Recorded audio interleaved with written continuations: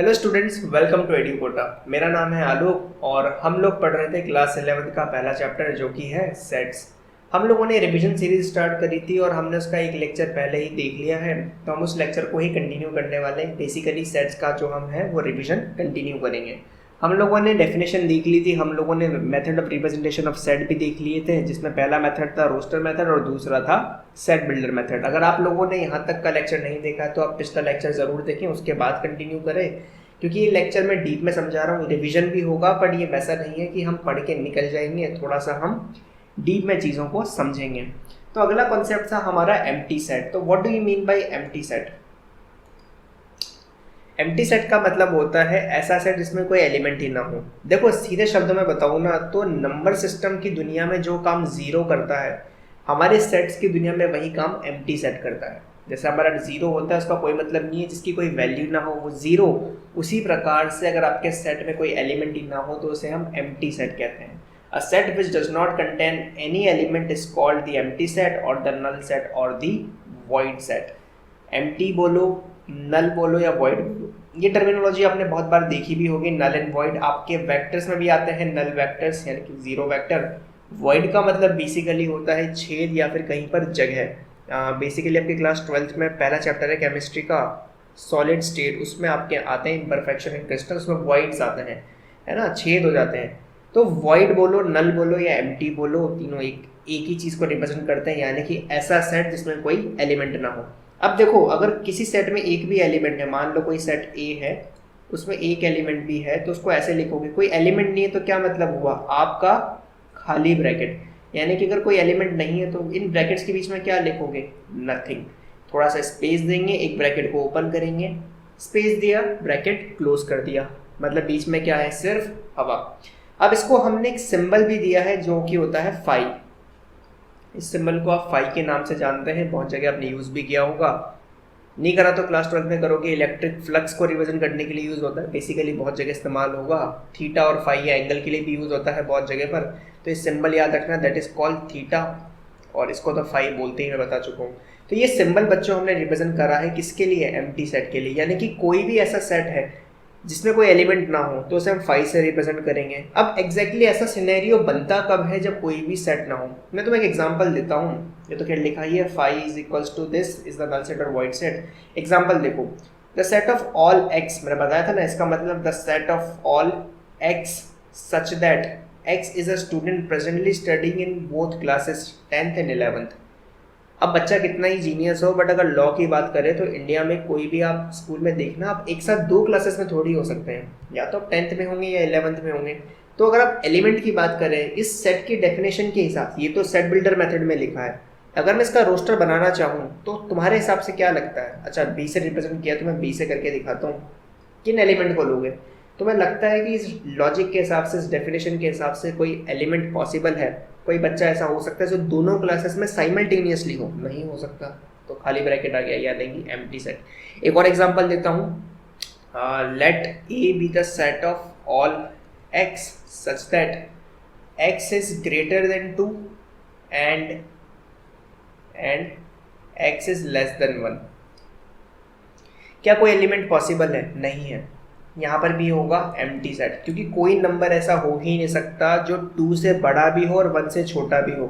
अगर आप number line देखेंगे तो आप देखें 1 यहाँ पर लाई करता है, 2 यहाँ पर। मेरी डेफिनेशन के हिसाब से 2 से बड़े वाले नंबर राइट में होंगे और 1 से छोटे वाले लेफ्ट में। क्या इन दोनों का कोई इंटरसेक्शन पॉसिबल है? कोई ओवरलैप पॉसिबल है? नहीं है। अगर मैं यहाँ कहता कि 2 से बड़े और 3 से छोटे, तब समझ में आता कि 2 और 3 के बीच में नंबर्स की बात कर रहा हूँ। बट क्या ऐसा कोई नंबर है जो 2 से बड़ा हो, 1 से छोटा हो? नहीं है। तो ऐसे सिनारियोस को समझाने के लिए जिसमें आपके सेट में कोई एलिमेंट आ ही नहीं सकता, हमने एक कॉन्सेप्ट बनाया जिसको हमने बोला एम्प्टी सेट। जैसे आपको पता है 2 में से 2 माइनस करते हैं तो क्या है? कुछ आना चाहिए जो आपको, जो नथिंग को रिप्रेजेंट करे। तो हमने नथिंग को रिप्रेजेंट करने के लिए जीरो दिया था, इंडिया ने दिया था जीरो। We are very proud of that.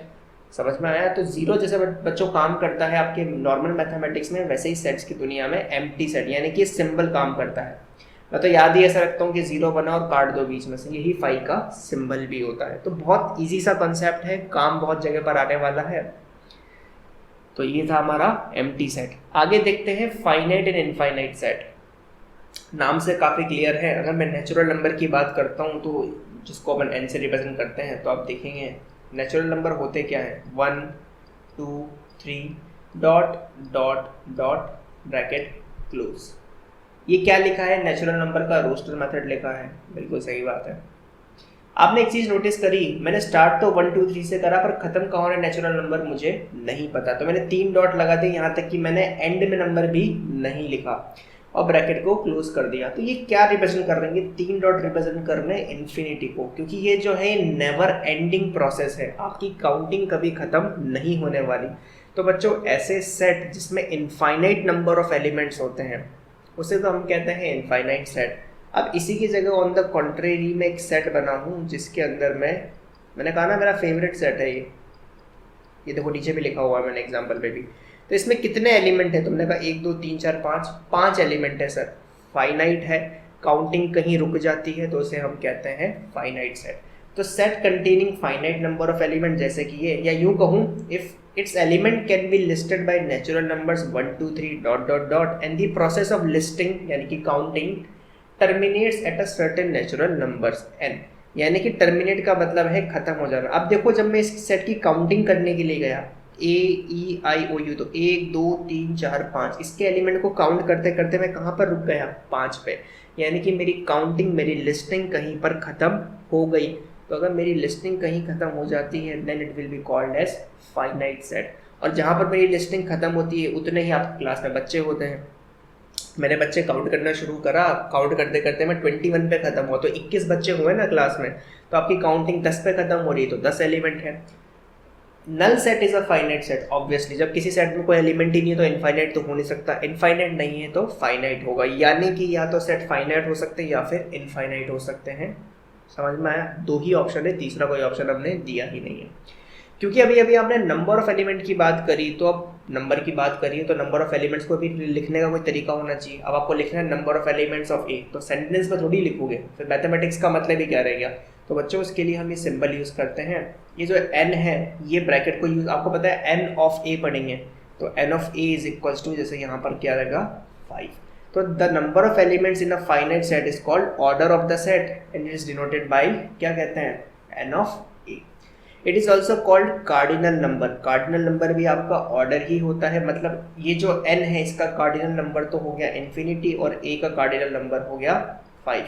तो बच्चों ऐसे सेट जिसमें एलिमेंट कभी खत्म नहीं होते वो इनफाइनाइट है, जिसमें एलिमेंट कहीं जाके खत्म हो जाते हैं वो क्या हो गए, फाइनाइट, जैसे कि आपका बॉबल्स का सेट।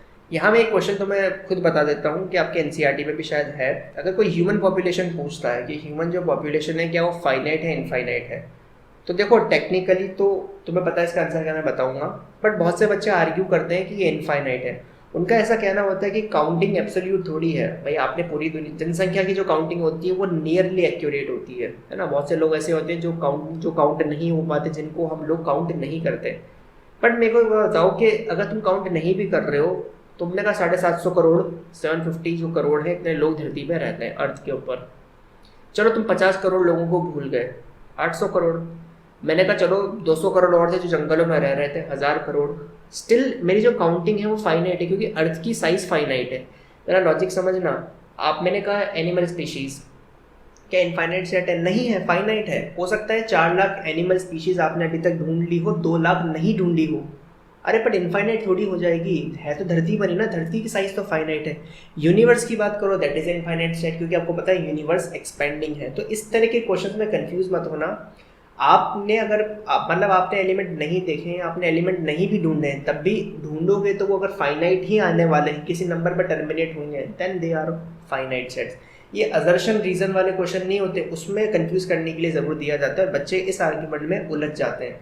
धरती की पॉपुलेशन फाइनाइट सेट के अंदर आएगी। अगर आप कल से कलेक्शन ऑफ पीपल को एक सेट मानते हो तो वो फाइनाइट है, इनफाइनाइट नहीं है। 800 करोड़ हो, 1000 करोड़ हो, कितना भी हो, पर वो फाइनाइट होगा। तो ये ध्यान रखेंगे। इनफाइनाइट सेट मैं पहले ही समझा चुका हूँ, a set containing infinite number of elements, या फिर a set whose elements can not be listed by natural numbers for any natural number n is called infinite. मैंने कहा ना वहाँ टर्मिनेट हो जाते थे, अब यहाँ काउंट करते ही जाओगे कोई आखिरी बच्चा मिलेगा ही नहीं। समझ में आया? जैसे कि आपका एरिथमेटिक प्रोग्रेशन होते हैं, फाइनाइट एपी क्या होती है जिसमें लास्ट टर्म होती है, इनफाइनाइट एपी क्या होती है जिसमें लास्ट टर्म नहीं होती। जब लास्ट टर्म है ही नहीं तो इनफाइनाइट। जैसे set of real number, natural number, integers हो गए, है ना, रैशनल नंबर्स हो गए, they are infinite sets. Set of prime number, even odd, मतलब इस तरीके से। An infinite set is represented in the roster form by writing few elements which clearly indicate the structure of the set followed or preceded by three dots। followed किसके लिए? इनके लिए। और preceded किनके लिए? इनके लिए। यानी कि अगर आपका कोई इनफाइनाइट सेट है तो उसे रोस्टर फॉर्म में कैसे रिप्रेजेंट करोगे? उसके 4-5 एलिमेंट लिख दो, या उतने एलिमेंट लिखो जिससे कि पढ़ने वाले को उसका पैटर्न समझ में आ जाए, उसकी सीक्वेंस समझ में आ जाए। जब आपको सीक्वेंस आपने क्लियरली समझा दी, उसके बाद 3 डॉट लगा के ब्रैकेट क्लोज कर दो।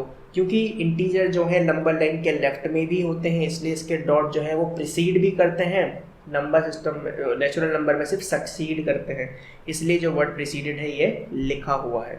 लेकिन इसका एक नुकसान भी है, डाउन साइड भी है, ये वो कहूँ कि एक एक्सेप्शन है, कुछ भी बोल लो, क्योंकि आपने कहा है कि स्ट्रक्चर पता पड़े। तो कुछ इनफाइनाइट सेट ऐसे भी होते हैं जिनका स्ट्रक्चर ही नहीं होता, जैसे कि रियल नंबर्स। रियल नंबर का कोई पैटर्न नहीं होता। 1.1 और 1.11 के बीच में भी इनफाइनाइट रियल नंबर है, क्या पैटर्न है? कुछ भी नहीं है। समझ में आ रहा है? तुमने देखा होगा ना 9th क्लास में कि 2 रैशनल नंबर के बीच में इनफाइनाइट रैशनल होते हैं और इनफाइनाइट इरैशनल भी होते हैं। वही चीज़ मैं बोल रहा हूँ। All infinite sets cannot be described in the roster form. For example, the set of real numbers cannot be described in this form because the element of this set do not follow any particular pattern. जब कोई pattern ही नहीं है तो क्या करोगे? कुछ नहीं करेंगे हम, ठीक है। सिंगलेटन सेट क्या होता है? अगेन ऐसा फाइनाइट सेट जिसमें नंबर ऑफ एलिमेंट सिर्फ 1 हो, यानी कि नंबर सिस्टम की दुनिया का क्या है? ये 1 है। ऐसा कोई भी फाइनाइट सेट ए जिसमें ऑर्डर कितना हो जाए 1, या जिसका कार्डिनल नंबर 1 हो, वही सिंगलेटन सेट होता है। A set consisting of single element is called a singleton set, that is n of a is equals to 1।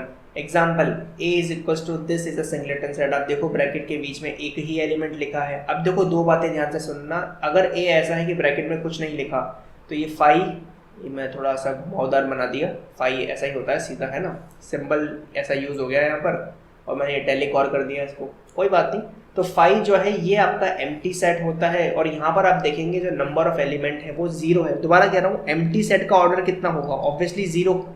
Order का मतलब होता है number of elements. Infinite set में इनफाइनाइट होते हैं, फाइनाइट सेट में फाइनाइट, सिंगलेटन में 1, तो एम्प्टी सेट में कितने? 0। वहीं जो b इज इक्वल टू 0 है, ये सिंगलेटन सेट है और यहाँ पर नंबर ऑफ एलिमेंट कितने हैं? 1। भाई सिंगलेटन है तो 1 होंगे, बताने की ज़रूरत क्यों पड़ी? मैंने जानबूझ के लिया ये एग्जांपल।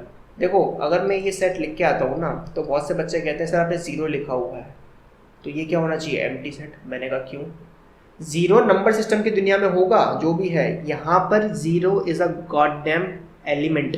और अगर आपने एलिमेंट के रूप में लिखा है, ब्रैकेट के बीच में जो कुछ भी आता है वो एलिमेंट है, और जब तक आप कॉमा नहीं लगा देते वो पूरा एक ही एलिमेंट है।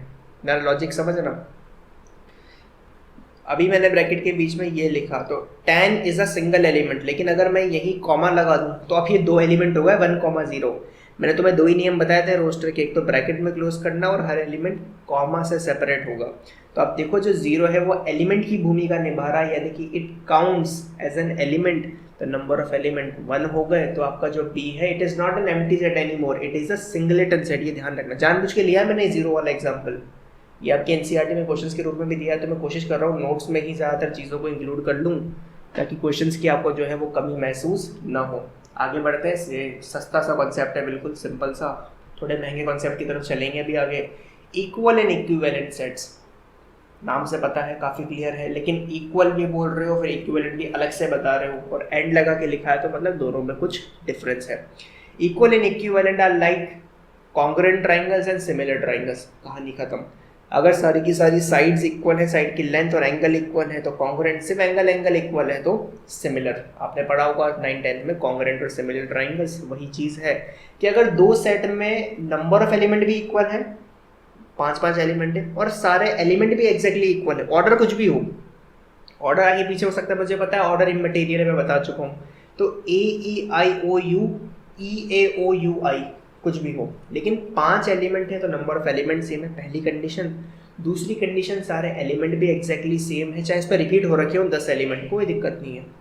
आप दोनों को क्या कहोगे? इक्वल सेट, एवरी एलिमेंट भी सेम हो और नंबर ऑफ एलिमेंट भी सेम हो। अब क्लियरली दो set having exactly same number of elements, the two set have exactly the same elements. अगर आप कहते हो कि हर एलिमेंट ए का बी के हर एलिमेंट के इक्वल है, तो यानी कि दोनों सेट में एग्जैक्टली सेम ही एलिमेंट हैं, तो आप क्या बोलोगे, अगर एलिमेंट सेम है तो आपका नंबर ऑफ एलिमेंट्स भी क्या होंगे, सेम। अब मुझे बताओ ना, उसके पास वही 5 चीज़ें हैं जो आपके पास है, तो 5 नंबर तो अपने आप इक्वल हो गया, तो ऑर्डर तो हमेशा इक्वल होगा। प्लस अगर दो सेट इक्वल है तो आप इक्वालिटी से ऐसे उसको रिप्रेजेंट करोगे, अगेन कैपिटल लेटर यूज करेंगे। If above conditions are not satisfied then sets are said to be unequal and we write A is not equals to B. जैसे अब यहाँ देखो ए और बी में नंबर ऑफ एलिमेंट सेम है, तुम बोलोगे यहाँ 5 है, मैंने कहा कि 6 है, मैं बोलूँगा कि नहीं बच्चों यहाँ पर एलिमेंट रिपीट हो रहे हैं, यूनिक एलिमेंट तो 1 4 और 2 है, पीछे के 3 से मुझे कोई फर्क नहीं पड़ता। यानी कि मैं सेट बी को रीराइट कर सकता हूँ किस तरीके से, 1 4 2। चलिए फिर आप ये आर्ग्यू करोगे कि ऑर्डर अलग है, ऑर्डर से फर्क नहीं पड़ता, 1 इसमें भी है 1 इसमें भी है, 4 यहाँ पर भी है यहाँ पर भी है, अगेन 2 भी दोनों में कॉमन है। तो मैं क्या बोलूँगा कि जो सेट ए है वो सेट बी के बराबर है, इक्वल है। अनइक्वल करने के लिए क्या करना होता, देखो 2 बातें बताता हूँ। अगर दो सेट में ऐसा कहा गया है ना कि एलिमेंट इक्वल है, तो ज़रूरी नहीं है कि नंबर ऑफ एलिमेंट्स इक्वल है तो ज़रूरी नहीं है एलिमेंट भी इक्वल हो, तो they may be equal they not B.